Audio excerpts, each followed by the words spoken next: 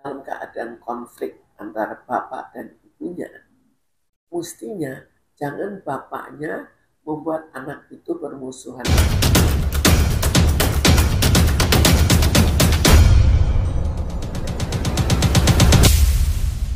Kalau olah juga ikut datang, apakah itu bukan permintaan dari pengadilan untuk mau melihat keadaan?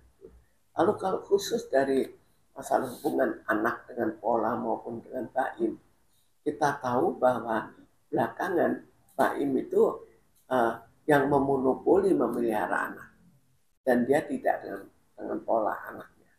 Jadi kita lihat sebelum ini, sebelum perceraian, bagaimana sikap anak-anaknya ke ibunya, dan kita bandingkan dengan keadaan sekarang. Kalau keadaan sekarang beda sekali, sampai anaknya takut ke ibunya, maka perlu dipertanyakan, ada apa sampai begitu? Apakah ada perubahan kepribadian yang begitu mendadak? Atau apakah ada hasutan dari bapaknya? Sehingga dengan hasutan ini, anak itu jadi ketakutan. Apakah ketakutan nanti anaknya tidak mau diakui oleh bapaknya? Itu juga kita tidak tahu kan. Ini tidak ada keterbukaan dalam hal itu. Merasa ekspresinya juga mewakilkan konteks pertemuan ibu dan anak itu juga Anda menjadi seorang ibu, seorang anak gimana? Jadi sekarang kita bayangkan anak itu, jadi kenyataannya masih tetap senang ke ibunya juga kan, juga ke bapaknya.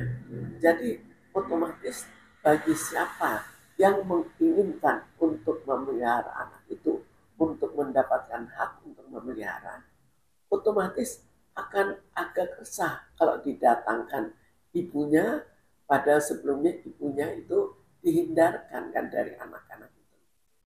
Jadi jelas ada perasaan yang berbeda dari Mbak Imbong pada saat ibunya itu ikut ada.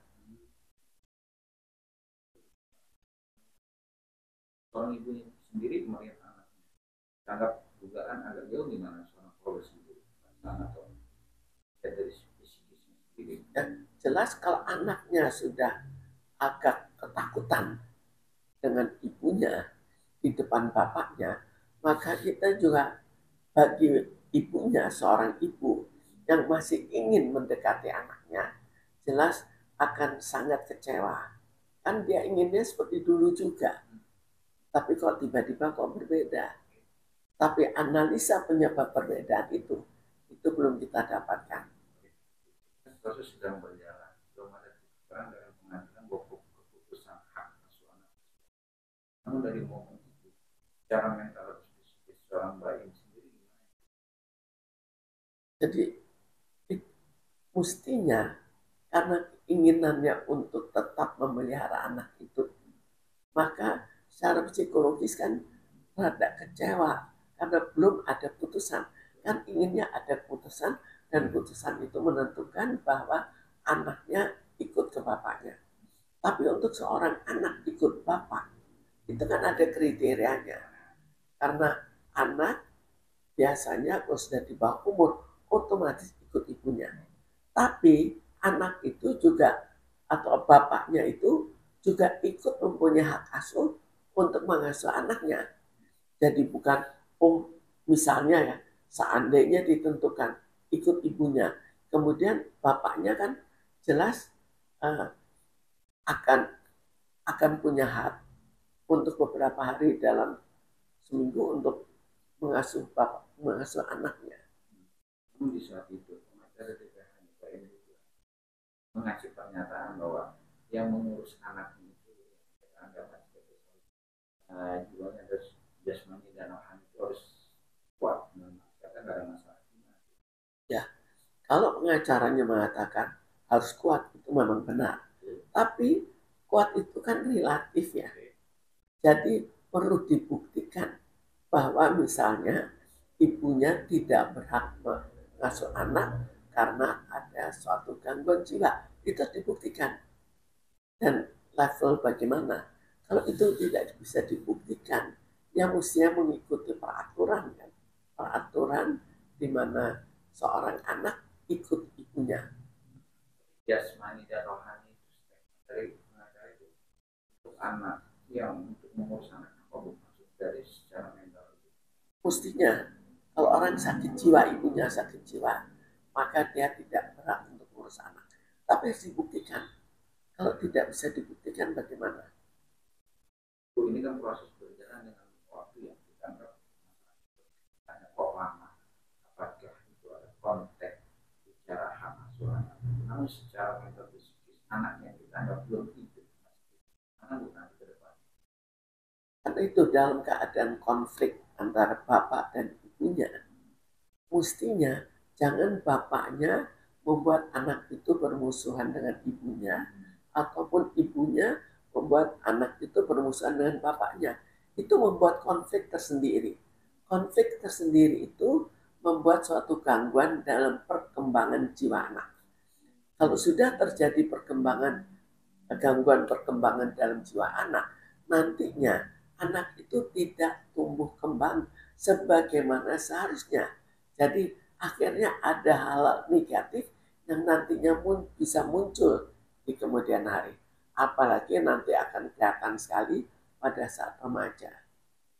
Dengan proses keputusan itu, hak asuh siapapun yang menerima, gimana tuh melihat dari sisi anak kalau dia beranjak dewasa, apakah dia punya penentuan atau dia punya hati siapa yang nyaman atau yang tidak nyaman? Kalau kita lihat hak untuk mengasuh anak itu diberikan oleh pengadilan sampai remaja.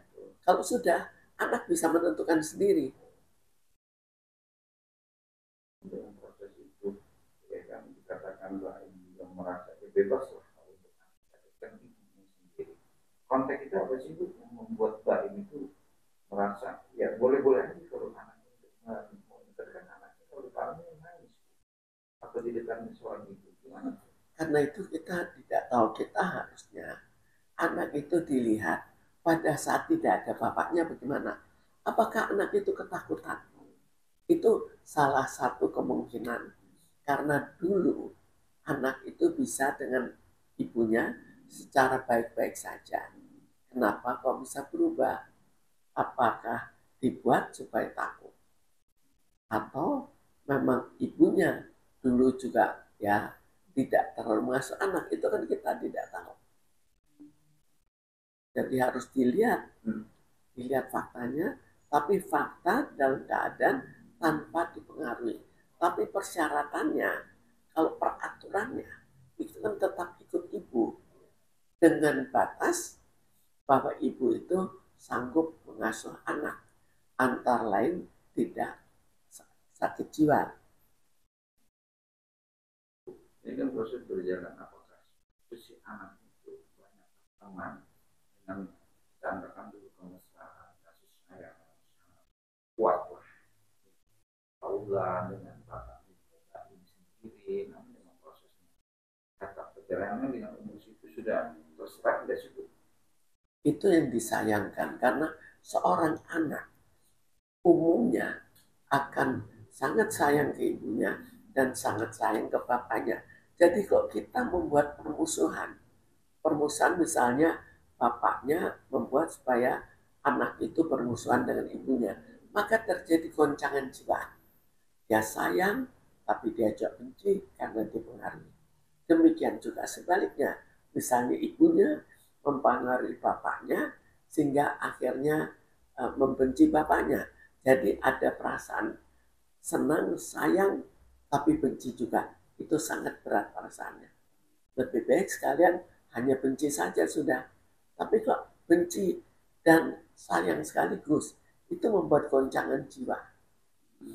Jadi solusinya dalam posisi anak yang kita anggap belum hidup papa, Ya, mestinya kalau paling baik, tapi tinggal bagaimana bapak ibunya bersedia atau tidak adalah bahwa anak itu dibiarkan senang ke bapaknya dan dibiarkan juga senang ke ibunya.